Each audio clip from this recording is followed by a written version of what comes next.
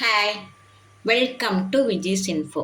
இன்றைக்கி நம்ம ரசம், சூப்பரான ஒரு ரசம் வைக்கலாம். பருப்பு ரசம் நார்மலாக இல்லாமல் இந்த டேஸ்ட்டு வேறு மாதிரி இருக்கும். இதுக்கு நம்ம தேவையானது சின்ன வெங்காயம் ஒரு 7-8 ஒன்று ரெண்டாக தட்டி வச்சுருக்கேன். அதே மாதிரி பூண்டு, மிளகாய் வத்தல், ஜீரகம், மிளகு ஒன்று ரெண்டாக தட்டி வச்சுருக்கேன். தேவைக்கு உப்பு, மசால் பொடி 1 ஸ்பூன், மஞ்சள் தூள் ஒரு 1/4 ஸ்பூன், பெருங்காயம் ஒரு சின்ன துண்டு, கருவேப்பிலை, 2 தக்காளி நல்லா நைஸாக கரைச்சி வச்சுருக்கேன். பாருங்கள், நல்லா கரைச்சி வச்சுருக்கேன். ஒரு சின்ன நெல்லிக்காய் அளவு புளியை தண்ணி நல்லா கரைச்சி வச்சுருக்கேன். பருப்பை நல்லா வேக வச்சு நல்லா கரைச்சி தண்ணியோடு எடுத்து வச்சுருக்கேன். இப்போ நம்ம ரசம் எப்படி செய்யணும்னு பார்க்கலாம்.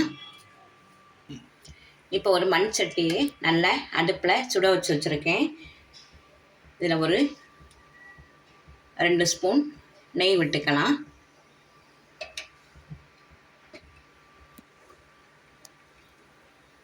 நெய் நல்லா சூடாகட்டும்.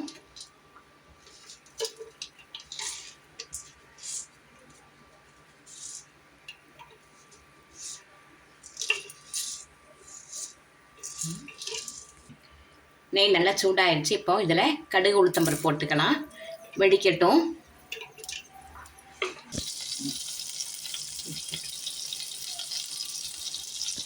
கடுகு நல்லா வெடிச்சிருச்சு. கருவேப்பிலை போட்டுக்கலாம்.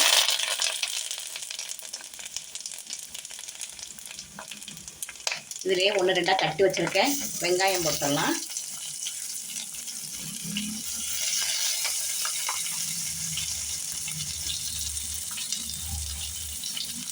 இப்போ பூண்டு, மிளகாய் வத்தல், மிளகு, ஜீரகம் 1-2 தட்டி வச்சுருக்கோம் இல்லையா, அதையும் போட்டுடலாம்.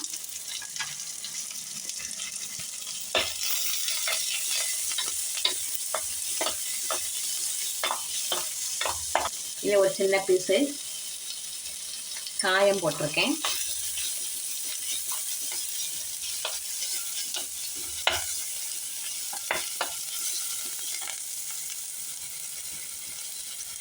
இதிலே மசால் தூள் போட்டுடலாம். குழம்பு தூள் தான், சாம்பாருக்கெலாம் போட முடியாது, அந்த தூள் தான். மஞ்சளும் போட்டுடலாம்.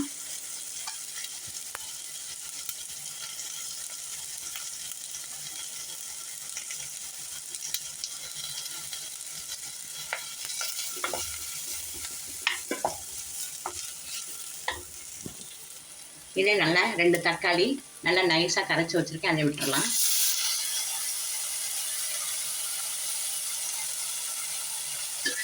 நல்லா 2 நிமிஷம் வதக்கி விட்டுருவோம். பச்சை வாசம் போகட்டும். நல்லா 2 நிமிஷம் நல்லா வதக்கிடலாம். இந்த ரசம் நல்ல நார்மலாக நம்ம எப்பவும் செய்கிற ரசத்தை விட நல்ல செம டேஸ்ட்டாக இருக்கும். வாசம் நல்லா கமகமன்னு இருக்கும். இதை ஒரு தடவை நீங்கள் கட்டாயமாக செஞ்சு பாருங்கள். கொஞ்சம் வேலை இருக்கும், அவ்வளோதான். இப்போ நம்ம கரைச்சி வச்சுருக்க புளியை ஊற்றிடலாம்.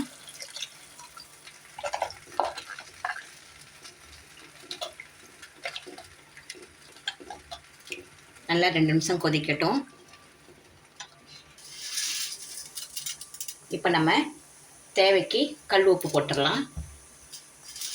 நல்லா கொதிச்சிச்சு. இப்போ நம்ம தேவைக்கு இப்போ கல் உப்பு போட்டிருக்கோம். நீங்கள் பொடி உப்பு இருந்தால் கூட போட்டுக்குங்க. கல் உப்பு நல்லா டேஸ்ட்டாக தான் இருக்கும். நல்லா கொதிச்சிருச்சு. இப்போ நம்ம பருப்பு நல்லா கடைஞ்சி வச்சுருக்கோம். நல்லா தண்ணியாக நல்லா இருத்து வச்சுருக்கோம் பாருங்கள். இப்போ விட்டுடலாம்.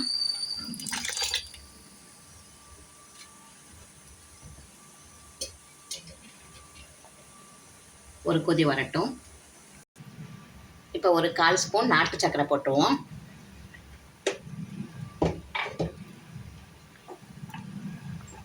நல்ல ஒரு கைப்பிடி அளவு அவங்கள்ட்ட எவ்வளோ மல்லித்தூள் கொத்தமல்லி இருக்கோ அதை போட்டு நிறைய போட போட டேஸ்ட் நல்லாயிருக்கும்.